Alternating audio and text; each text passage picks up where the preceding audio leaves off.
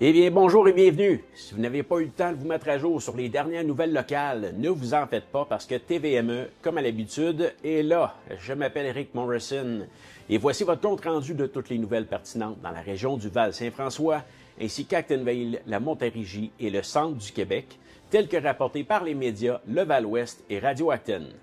Alors malheureusement, cette semaine, Julie Duhamel ne pourra pas se joindre à nous pour faire les nouvelles du Val-Ouest, donc je vais prendre sa place et nous la reverrons là prochainement.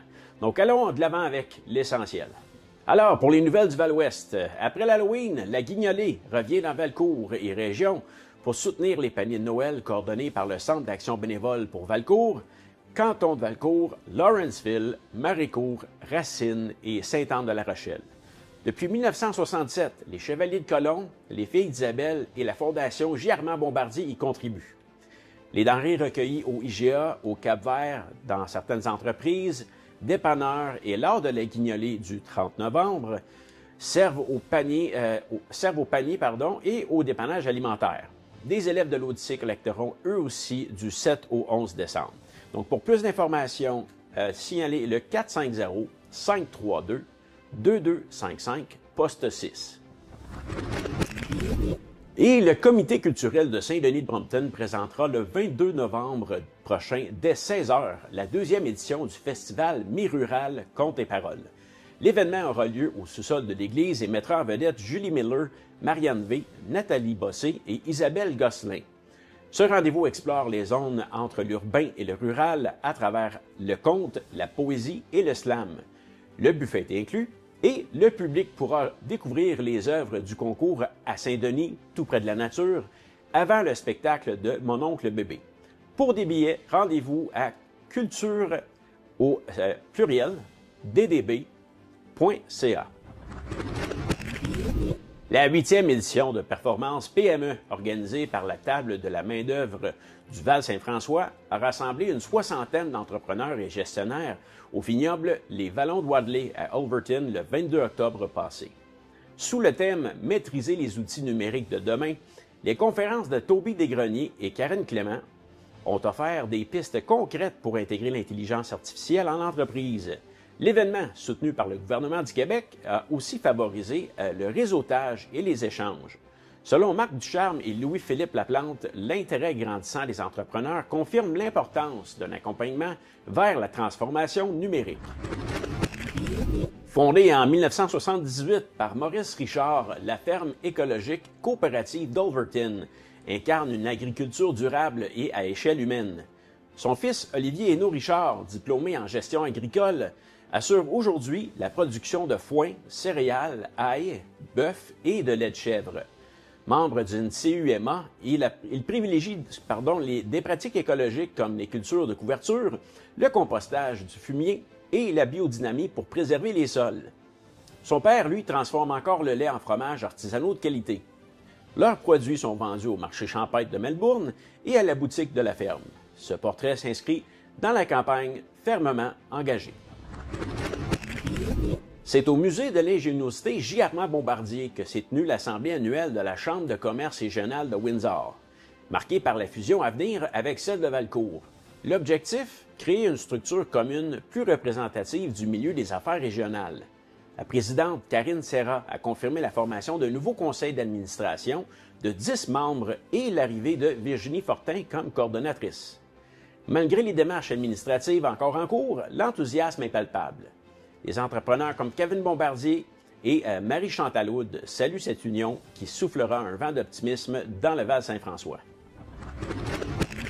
Environnement Jeunesse lance le campus de l'engagement, un programme gratuit destiné aux 18 à 21 ans des régions du Grand Montréal, de l'Estrie, du Saguenay-Lac-Saint-Jean et de la Mauricie.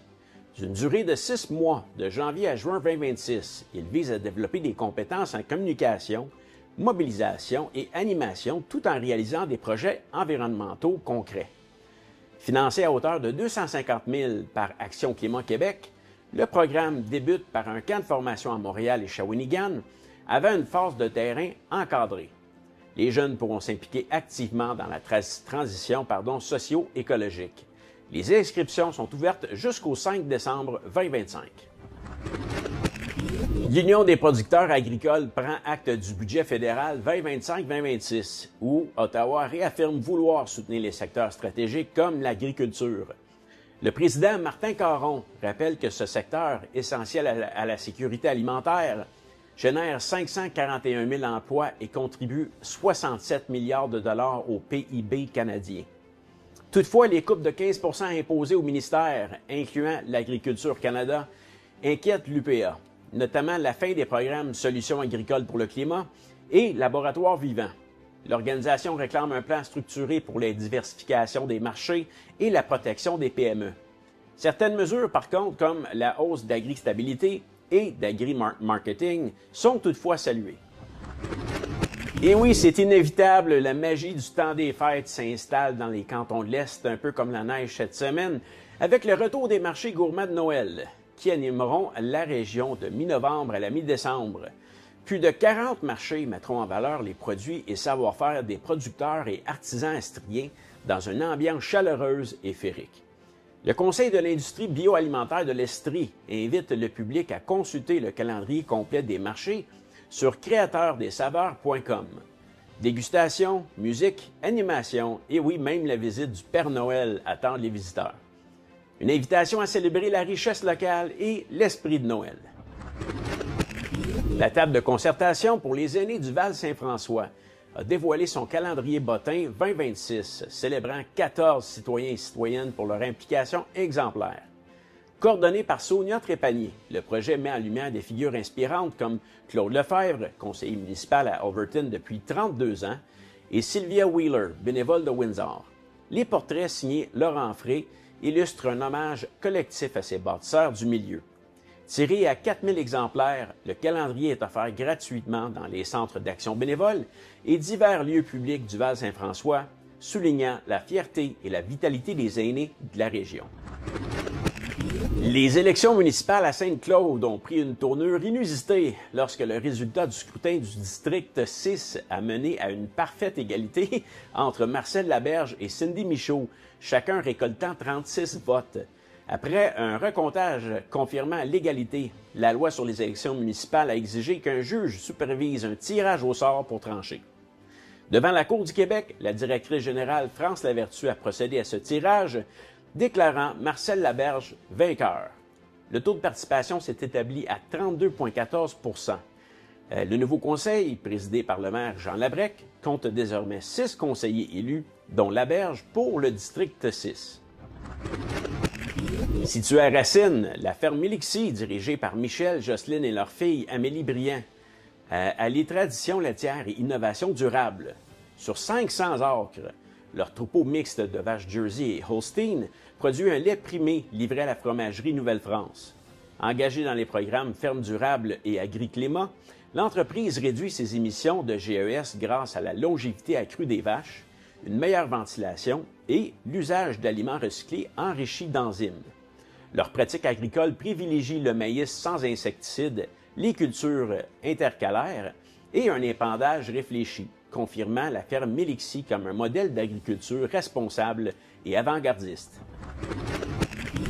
Le Musée de l'ingéniosité J. Armand Bombardier à Valcourt invite le public à découvrir sa plus récente capsule vidéo consacrée au skidoo Pleasted, un symbole du génie inventif québécois.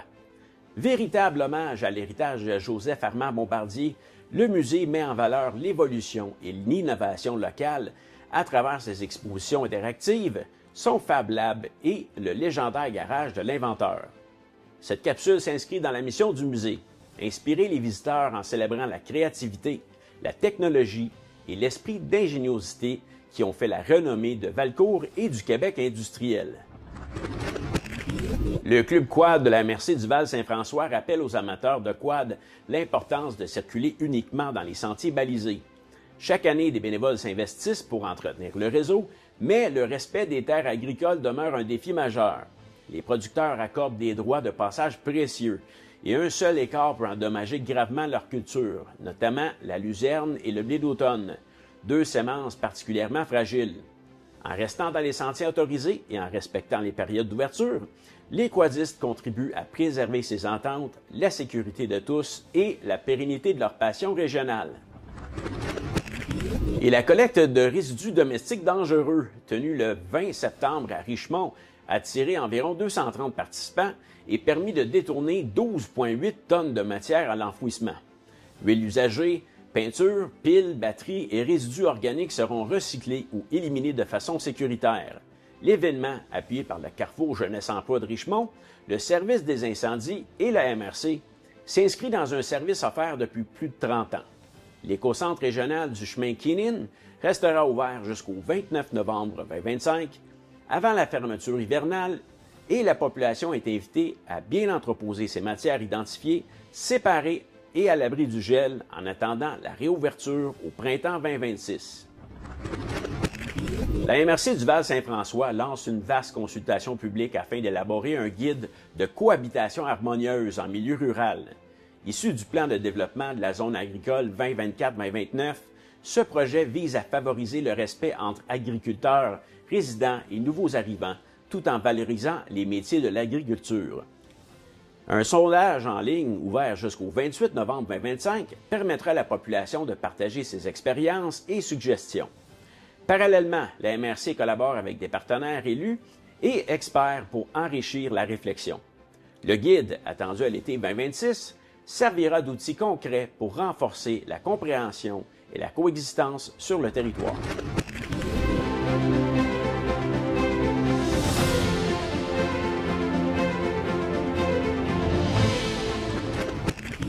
Et maintenant pour les sports et événements. Le hockey féminin prend son envol à Valcourt, où une équipe de 13 joueuses M12A s'entraîne chaque mercredi à l'aréna locale. Âgées de 10 à 12 ans, ces jeunes hockeyeuses du Val-7 profitent de l'encadrement de Sarah Leduc, entraîneur-chef passionné, et épaulée par des parents bénévoles. Inspirée par la montée du hockey féminin et la victoire de Montréal, la formation connaît un excellent départ avec 4 victoires en 6 matchs dans la Ligue québécoise. Pour la première fois en 10 ans, Valcourt compte une équipe entièrement féminine. Un projet porteur qui ravit joueuses, parents et communautés sportives.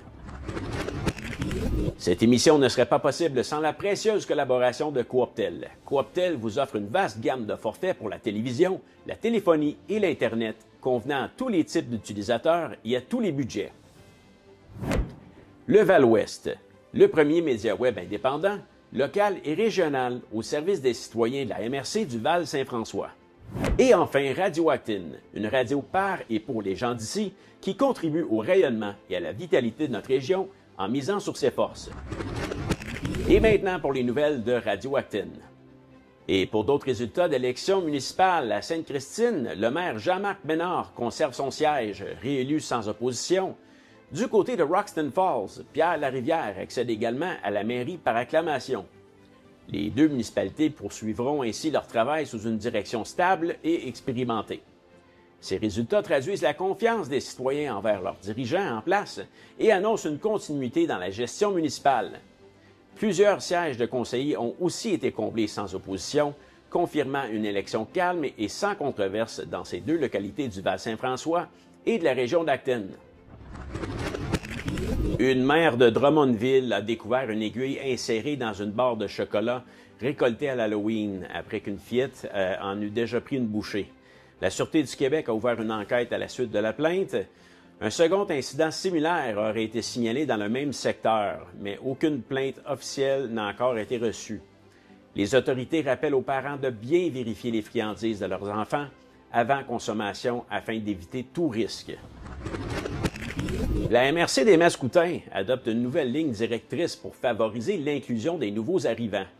Intitulé « Accueillir et enraciner autrement », le guide des bonnes pratiques vise à offrir un outil de formation aux acteurs du territoire et à renforcer la responsabilité collective en matière d'accueil. Ce document entend soutenir une approche plus ouverte et inclusive dans la région. Des formations et du matériel liés à ce guide seront proposés aux intervenants dès le début de 2026 afin d'en assurer une mise en œuvre concrète sur le terrain. À Saint-Hyacinthe, le maire André Bourgard conserve son siège après avoir obtenu 61,83 % des voix, devançant Sylvain Morin et Othman Boitour. De son côté, à Sainte-Rosalie, Donald Côté accède à la mairie sans opposition, confirmant son élection avant même le scrutin. Ces résultats témoignent d'un climat de stabilité politique dans la région où les électeurs ont choisi de maintenir une direction connue et expérimentée pour les 4 prochaines années. La MRC de la Haute-Yamaska relance son programme de bourse agricole La Pousse d'Or pour une deuxième édition. Après avoir remis 25 000 à 8 lauréats l'an dernier, le programme revient en force avec 5 catégories. Démarrage en milieu agricole et impact et innovation, études, initiatives collectives et agro-environnement. Les candidatures sont ouvertes jusqu'au 10 janvier 2026 à 17 h. Tous les détails et formulaires d'inscription sont disponibles sur le site hauteyamaska.ca. Et à Roxton Falls, un moratoire demeure en place sur la construction d'un multilogement de 3 unités ou plus, et ce jusqu'au printemps 2026. Cette mesure permettra de mener des études sur la capacité du réseau d'égouts, notamment sur les stations de pompage, afin d'évaluer la possibilité d'accueillir davantage d'habitations. Les résultats sont attendus en 2026 et ils guideront les prochaines étapes du développement résidentiel. En attendant, les promoteurs devront patienter, le temps de garantir un aménagement sécuritaire et durable pour la municipalité. Et à Drummondville, Jean-François Houle devient le nouveau maire après une course serrée contre David Bélanger. Houle l'emporte avec 29,70 % du suffrage, succédant ainsi à la tête de l'administration municipale. Cette élection marque un renouveau politique pour la ville, alors que plusieurs districts voient également l'arrivée de nouveaux visages au conseil municipal. Et 2 individus cagoulés ont fait irruption dans la bijouterie Saint-Arnaud sur la rue d'Acton, où ils ont volé de l'or et des objets de valeur avant d'asperger une employée de poivre de Cayenne. La victime a été transportée à l'hôpital. Grâce à l'intervention rapide d'un citoyen témoin, la Sûreté du Québec a pu identifier le véhicule des suspects et a arrêté l'un d'eux peu après les faits. Le deuxième suspect, lui, est toujours en fuite, mais a été formellement identifié et l'enquête se poursuit pour le retrouver rapidement. L'Institut de technologie agroalimentaire du Québec tiendra une journée porte ouverte le 15 novembre dans ses installations de Saint-Hyacinthe. L'événement permettra aux visiteurs de découvrir les programmes offerts, de rencontrer des enseignants et étudiants et d'en apprendre davantage sur les carrières en agroalimentaire. Unique au Québec, l'ITAC est le seul établissement collégial entièrement dédié à ce domaine. Une occasion idéale pour les futurs étudiants de confirmer leur choix d'études et d'explorer les débouchés du secteur. Détails et inscriptions au www.écoute-ta-voix.ca. Le parc Roger Labrec d'Actonville vibrera tout le mois de décembre avec la 4e édition de Célébrons ensemble, présentée chaque vendredi à 18 h. Du 5 au 26 décembre, contes de Noël, concerts et parades animeront les soirées hivernales. Maxime Landry ouvrira la série le 5 décembre avec un piano dans la voix, suivi de Brigitte Boisjoli le 12 décembre. Le 19, la parade de Noël et la visite du Père Noël précéderont le spectacle de Tommy Demers. La clôture, le 26 décembre, proposera Double jeu, un spécial Nouvel An avec Alexis Lapointe et Nicolas Langlois. Jusqu'à la fin janvier, la Bibliothèque municipale d'Actonville met à l'honneur l'artiste autodidacte Suzy Dupuis, résidente de la région.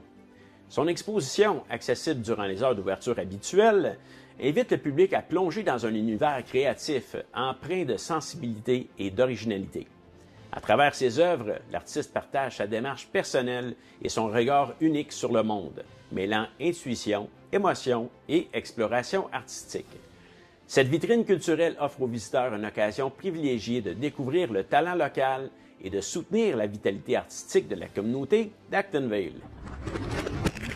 Et oui, la première tempête de neige majeure de la saison survenue lundi le 10 novembre a provoqué de nombreux dégâts dans la région, des sorties de route, des arbres brisés et des milliers de foyers privés d'électricité ont été signalés.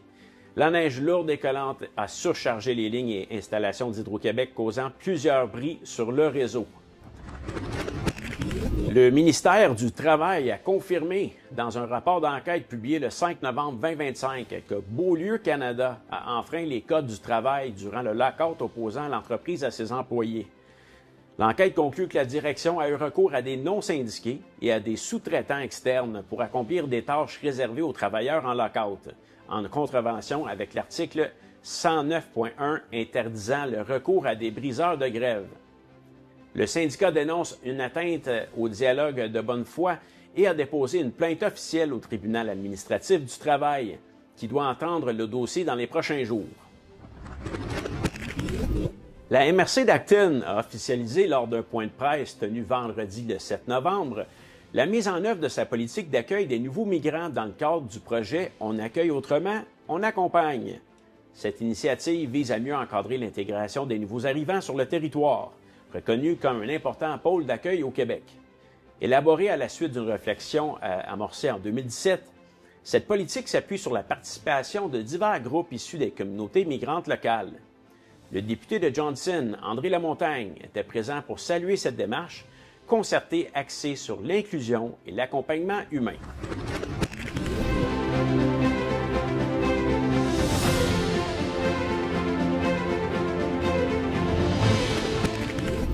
Et maintenant pour les sports et événements. Les Voltigeurs de Drummondville poursuivent leur impressionnante lancée avec une 8e victoire consécutive. L'équipe a terminé son voyage de 5 matchs à l'étranger en beauté, s'imposant 5-1 contre les Tigres de Victoriaville. De retour à domicile le 7 novembre, les Rouges ont offert un spectacle convaincant devant leurs partisans avec un gain de 4-1 face aux Sea Dogs de Saint John. Et dimanche, ils ont prolongé leur série victorieuse en battant l'Armada de Blainville-Boisbriand 3-2 en prolongation. Les Voltigeurs reprendront la route ce week-end pour affronter Moncton, Charlottetown et Saint John. Les Gaulois de Saint-Hyacinthe traversent une période fort mouvementée. Quelques heures avant leur affrontement contre les Lions du Lac-Saint-Louis, l'équipe a appris le départ de son entraîneur-chef, Alex-André Perron, en poste depuis la saison 2021-2022. Sous sa direction, les Gaulois avaient remporté la Coupe Jimmy Ferrari et atteint la finale du championnat canadien en 2022-2023.